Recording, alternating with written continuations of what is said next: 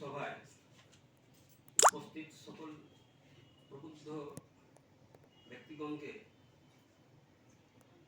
স্বাগত জানাচ্ছি, নমস্কার জানাচ্ছি, শুভেচ্ছা জানাচ্ছি।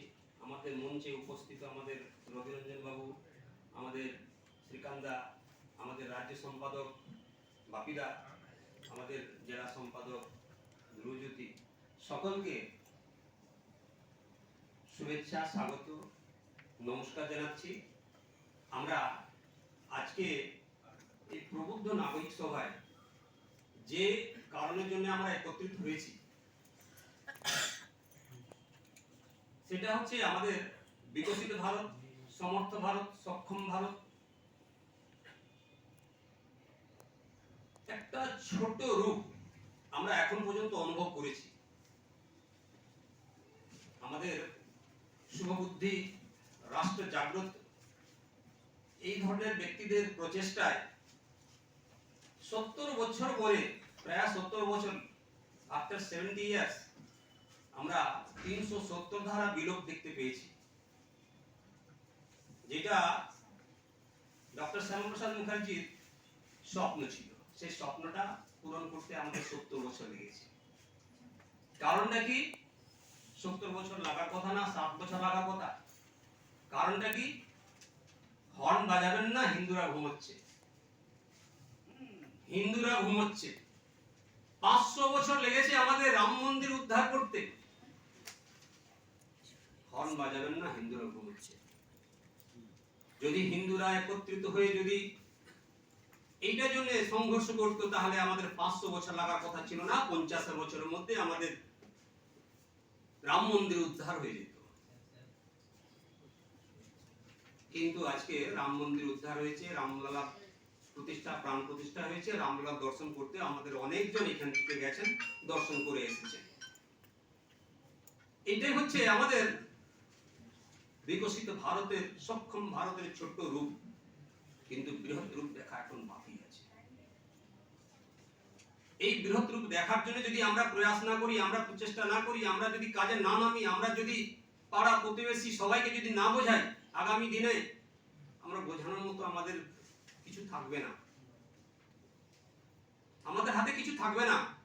শত্রু খুব কাছ থেকে নিঃশ্বাস ফেলছে যদি আপনি অনুভব করে থাকেন, তাহলে নিশ্চয়ই আপনি জাগ্রত একজন হিন্দু রাষ্ট্রবাদী ব্যক্তি আছেন। যদি না থাকেন, অনুভব না করে থাকেন, তাহলে হিন্দু ঘুমোচ্ছে, হর্ন বাজাবেন না। এই কথাটাই একজন আমার দাদা আমাকে বলেছিলেন, আমার মাথার মধ্যে খুব স্ট্রাইক করেছিল। ঠিকই বলছেন তো।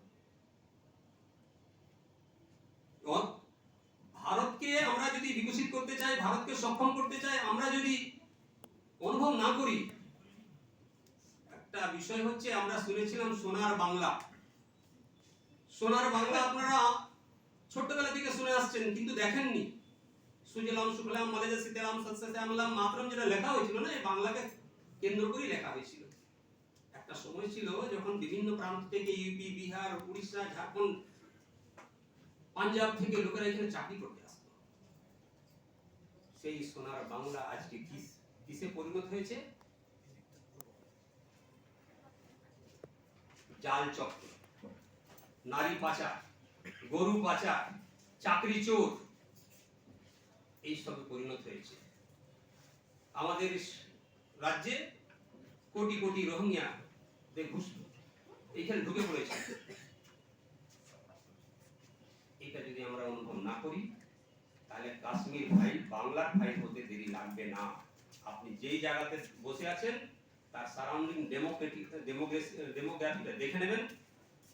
আগামী 20 বছরের মধ্যে আপনি এখানে থাকতে পারবেন কি পারবেন না, আপনাকে ভাবতে হবে। 10 বছরের মধ্যে মেমারি সারাউন্ডিং যে ডেমোগ্রাফি চেঞ্জ হয়েছে, হয়তো অনুভব যদি করে থাকেন তাহলে বুঝবেন। যদি না অনুভব করে থাকেন, 20 বছর পর অনুভব করার সুযোগ আপনি পাবেন না। আগামী লোকসভাতে আমি ওপেন করে বলছি, আমাদের প্রবুদ্ধ নাগরিকরা যদি নিজের বুদ্ধির কৌশল যদি ব্যবহার না করে থাকেন, শুভ বুদ্ধির পরিচয় যদি না দিয়ে থাকেন,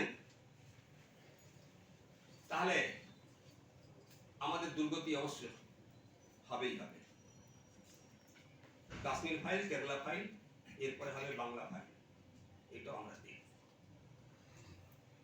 অর্থাৎ আমাদের উপস্থিত সকল প্রবুদ্ধ ব্যক্তিদেরকে আমার হাত জোড় করে আগ্রহ আছে কি আপনারা গ্রামে, বাড়িতে, পাড়াতে, প্রতিবেশীতে এক একজনকে বোঝাবেন যেন আমাদের একটা ভোট নষ্ট না হয়।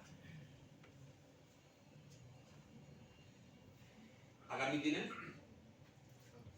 একটা বৃহৎ বিকশিত ভারত আমরা দেখতে চাই, আর তার জন্য আপনাদের এক একটা লোকের, এক একটা জনের সমর্থন চাই। আর সেই সমর্থন কিরকম হবে সেটা আপনারা অনুভব করবেন। এই বলে আমার যেহেতু কি দীর্ঘায়ু করা যাবে না আমার বক্তব্যকে, আপনারা সকলেই শিক্ষিত প্রবুদ্ধ ব্যক্তি আছেন, আমার বোঝানোর কিছু নেই। আপনারা সবাই জানেন, সবই জানেন, সবকিছু জানেন, সবকিছু দেখছেন, অনুভব করছেন, আর বলার আমার কিছু নেই। আমার থেকে বয়সে অনেকজন এখানে বসে আছেন। সন্দেশখালী ঘটনা রিসেন্ট হয়েছে, ভুলে যাবেন না। এই ঘটনাটা কত ভয়ঙ্কর ছিল যারা ফেস করেছে তারাই জানে। মালদা, মুর্শিদাবাদ, কিছু কিছু এরিয়া এমন আছে যেটা আমাদের হাত থেকে বেরিয়ে গেছে। উলবেড়িয়া, হাওড়া আমাদের হাত থেকে বেরিয়ে গেছে। আপনি না ওইখানে গেলে বুঝতে পারবেন না। মেমারি কিছুদিন পর হাত থেকে বেরিয়ে যাবে, এটা বলার বিষয় না। সুতরাং আগামী লোকসভাতে ভুল করবেন না। রাষ্ট্রবাদী শক্তিকে আপনারা সবসময় সমর্থন দেবেন, আর রাষ্ট্রকে সক্ষম, বিকশিত, সমৃদ্ধ, বিশ্বগুরু ভারত বানাতে আপনাদের যোগদান করার জন্য আপনাদেরকে আহ্বান জানাচ্ছি, স্বাগত জানাচ্ছি। এই বলে আমার বক্তব্যকে শেষ করছি, সমাপ্ত করছি। সকলকে আবার নমস্কার, ধন্যবাদ।